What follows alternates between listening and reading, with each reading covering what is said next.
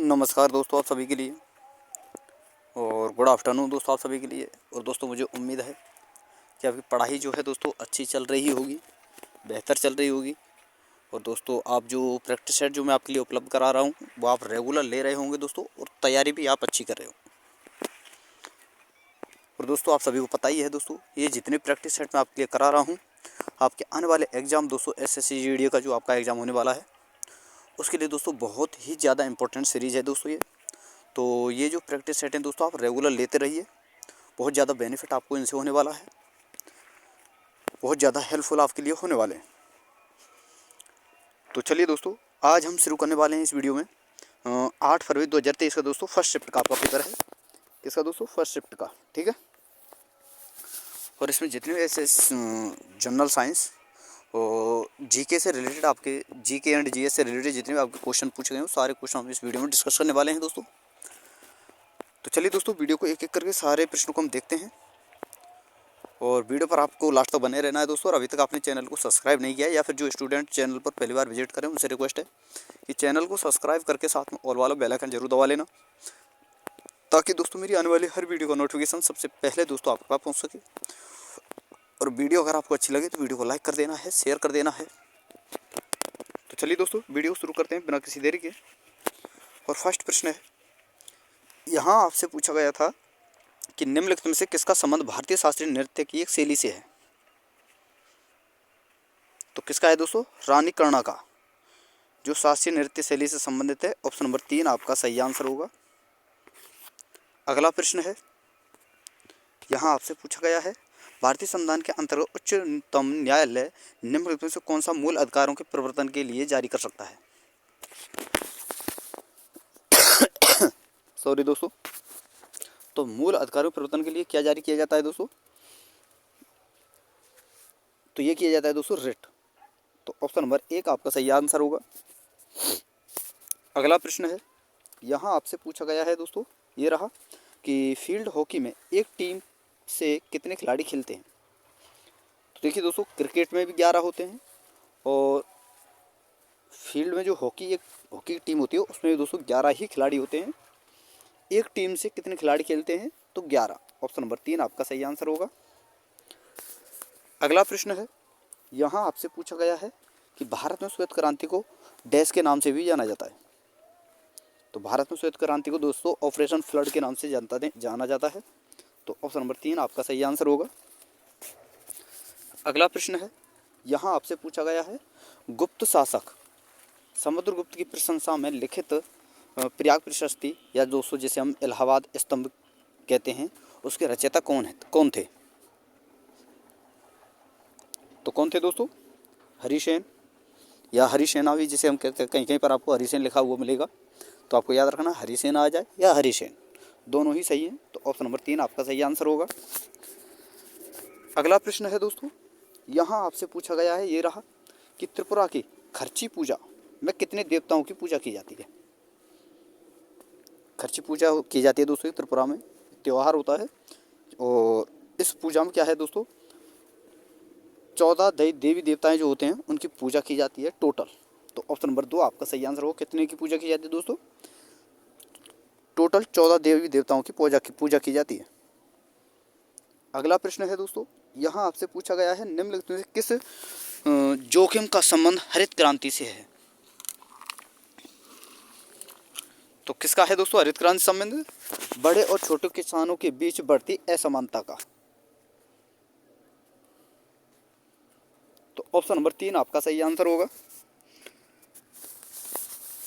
क्योंकि दोस्तों देखिए, हरित क्रांति आते ही भारत में हुआ क्या दोस्तों, ये तो हुआ कि हाँ जो है दोस्तों, हरित क्रांति आते ही भारत में क्या हुआ दोस्तों, कि जैसे कि जो किसान हैं, चाहे छोटा हो चाहे बड़ा हो, उन्होंने बहुत विकास किया है, फसल में वृद्धि की है, फसल की उत्पादकता भी बढ़ी है, गेहूं के उत्पादन में वृद्धि हुई है। लेकिन हुआ क्या है दोस्तों, जो छोटे किसान हैं उनको कम वृद्धि का सामना देखना पड़ा है, और जो बड़े किसान हैं उन्हें ज़्यादा वृद्धि का उत्पादन हुआ है, वृद्धि मिली है देखने को।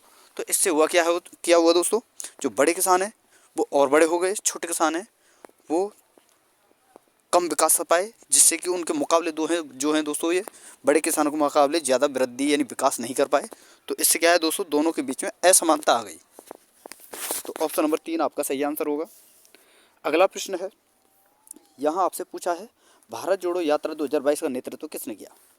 तो ये देखिए दोस्तों, मैं आपको बता दूँ, ये पीछे जो मैंने आपकी जितनी भी शिफ्टें कराई हैं, तो उनमें से एक शिफ्ट थी दोस्तों आपकी 7 फरवरी 2023 की दोस्तों, थर्ड शिफ्ट। वहाँ पर भी ये क्वेश्चन पूछा जा चुका है, तो आपको याद रखना है दोस्तों, आगे पूछा जा सकता है। तो ऑप्शन नंबर 3 आंसर सही होगा, यानी भारत जोड़ो यात्रा 2022 का नेतृत्व किसने किया, राहुल गांधी ने। अगला प्रश्न है दोस्तों, यहाँ आपसे पूछा गया है कि कलामंडलम कल्याणी कुट्टी अम्मा को डैश में उनके कार्यों के लिए प्रसिद्धि और पहचान मिली। तो किसमें दोस्तों, मोहिनी अट्टम जो नृत्य है दोस्तों उसमें। तो ऑप्शन नंबर 2 आपका सही आंसर होगा। अगला प्रश्न है, पूछा गया है, ये रहा दोस्तों, आपराधिक कानून संशोधन अधिनियम 2018 ने महिलाओं के बलात्कार के लिए न्यूनतम दंड को 7 से बढ़ाकर कितना वर्ष कर दिया गया। तो कितना दोस्तों, 10। ऑप्शन नंबर 4 आपका सही आंसर होगा, 10 वर्ष कर दिया गया है। पहले 7 था, अब कितना कर दिया गया, 10। अगला प्रश्न है, और यहाँ आपसे पूछा गया है, वंदे मातरम गीत निम्नलिखित में से किस लेखक ने अपने एक उपन्यास में उद्धृत किया है। तो किसने किया है दोस्तों, बंकिम चंद्र चट्टोपाध्याय ने। तो ऑप्शन नंबर 1 आपका सही आंसर होगा। अगला प्रश्न है, यहाँ आपसे पूछा गया है, डिस्कस फेंकते समय खिलाड़ियों को कितने व्यास के वृत्त के अंदर रहना होता है। तो कितने व्यास के दोस्तों, 2.5 मीटर व्यास के अंतर्गत, यानी 2.5 मीटर व्यास के अंतर्गत रहना होता है।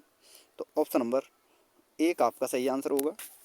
अगला प्रश्न है, यहाँ आपसे पूछा गया है कि एक स्थलीय पारितंत्र में हरे पौधों अपनी पत्तियों पर पड़ने वाले सूर्य के प्रकाश से लगभग डैश ऊर्जा ग्रहण करते हैं और इसे खाद्यान्न ऊर्जा में परिवर्तित करते हैं। तो कितनी ऊर्जा ग्रहण करते हैं दोस्तों, 1%, यानी प्रकाश संश्लेषण के द्वारा जो दोस्तों ऊर्जा मिलती है उसका कितना परसेंट ग्रहण करते हैं, 1%। तो ऑप्शन नंबर 4 आपका सही आंसर होगा। और दोस्तों आपको याद रखना है कि यही दोस्तों प्रश्न किस प्रकार से पूछा जा सकता है आपसे, कि जब खाद्य पिरामिड आपने देखा होगा, आपने पढ़ा होगा दोस्तों खाद्य पिरामिड के बारे में, तो वहाँ पर क्या होता है, जैसे कि यहाँ पर आप पढ़ रहे हो ना कि 1% जो है दोस्तों ऊर्जा जो है ग्रहण करते हैं, लेकिन वहाँ क्या होता है खाद्य पिरामिड में, वहाँ होता है दोस्तों जैसे कि एक जीव से दूसरे जीव में कितनी ऊर्जा हस्तांतरित होती है, यानी स्थानांतरित होती है।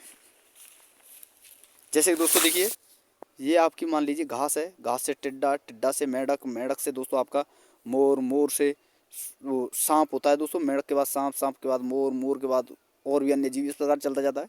तो होता क्या है दोस्तों, मान लीजिए यहाँ वृक्षों के पास दोस्तों 1000% ऊर्जा है, ठीक है दोस्तों, तो ऊपर वाले के पास इसका 10% जाएगा। कितना दोस्तों, 10%, फिर इसके पास और 10%, इस प्रकार से बढ़ता चला जाता हो। तो इस पिरामिड के बारे में आपको याद रखना है, कितना स्थानांतरित होती है दोस्तों, 10%। लेकिन दोस्तों प्रकाश संश्लेषण के द्वारा वृक्षों को कितना जो है ऊर्जा खाद्य ऊर्जा में परिवर्तित होती है, 1%। तो ये दोनों ही पॉइंट आपको याद रखने हैं, बहुत इंपॉर्टेंट है दोस्तों। अगला प्रश्न है, यहाँ आपसे पूछा गया है, किसी कोश में भरे जा सकने वाले इलेक्ट्रॉनों की अधिकतम संख्या डैश के द्वारा निरूपित की जाती है, जहाँ n कोशों की संख्या है। तो किसके द्वारा दोस्तों, 2n² के द्वारा।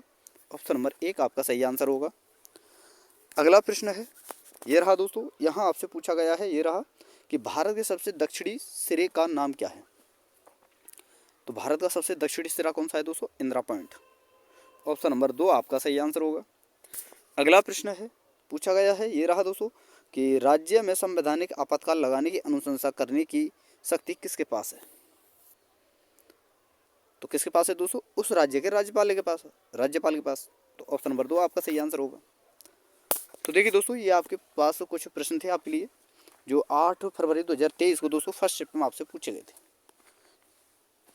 तो दोस्तों वीडियो यहाँ पर हमारी समाप्त होती है, और वीडियो अगर आपको अच्छी लगी हो तो प्लीज़ आपसे रिक्वेस्ट है दोस्तों, वीडियो को लाइक कर दें, शेयर कर दें, और अभी तक आपने चैनल को सब्सक्राइब नहीं किया है तो दोस्तों आपसे रिक्वेस्ट है, चैनल को सब्सक्राइब करके साथ में ऑल वाला बेल आइकन जरूर दबा लें दोस्तों, ताकि मेरी आने वाली हर वीडियो का नोटिफिकेशन सबसे पहले दोस्तों आपके पास पहुँच सके।